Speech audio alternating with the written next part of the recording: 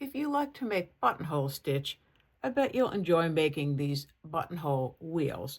They have a circular or roughly circular look, so they're good for just making an abstract shape or making flowers or filling in an area, maybe giving an animal some spots. So I've drawn circles or generally circle shapes and put a dot in the middle. Bring your thread up anywhere on one of the outer points on the circle. I don't mark all my points. I just eyeball these. They tend to look fairly organic when I do them. And it's really the same stitch, right or left-handed. Right now, of course, I'm doing it right-handed. I've put the needle in with a sewing motion going this way through the fabric. So I'm just going to sink down at the center and come out at the edge. Not right next to where I started, but in this case, I'm coming to the left of where I started. And I've just wrapped the thread under the needle, just the way you would with any buttonhole. And I pull it through. And now I'm just going to go around in a circle, doing the same thing.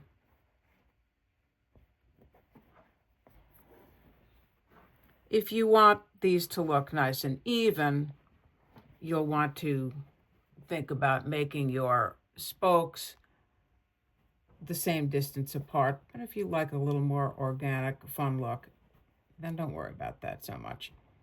And you can see that what's important here is just getting the thread under the needle. You can have your needle facing to the side or toward you or facing up. You can turn your work, whatever you like. And notice that I'm using my offhand to hold this thread kind of taut as I'm working, because it's easy for these stitches to collapse in on themselves if you're not careful with them. Now you can also sew left-handed or right-handed, either one. You can go left to right around the circle, or you can go clockwise around the circle. So here I've done the same thing. I started with my thread on the outside of the circle. I sink my needle down into the center, and I'm bringing it out to the right, in this case, to the right of where I first started.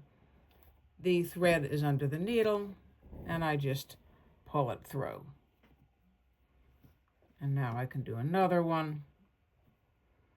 But you don't have to be sewing left-handed to go in this direction.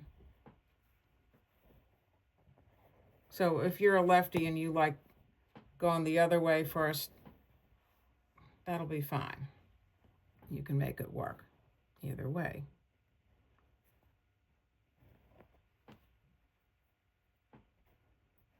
You can imagine all kinds of uses for this. I like them as just little fun abstract shapes, and circles are just nice to work with.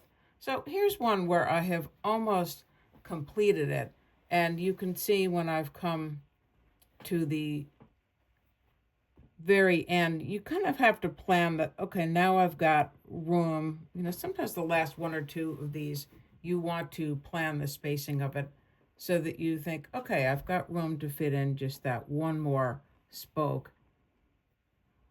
And I'm going to get that one to meet up just with the beginning stitch. And there it is. I've made the whole shape, and now I can just sink this down to the back.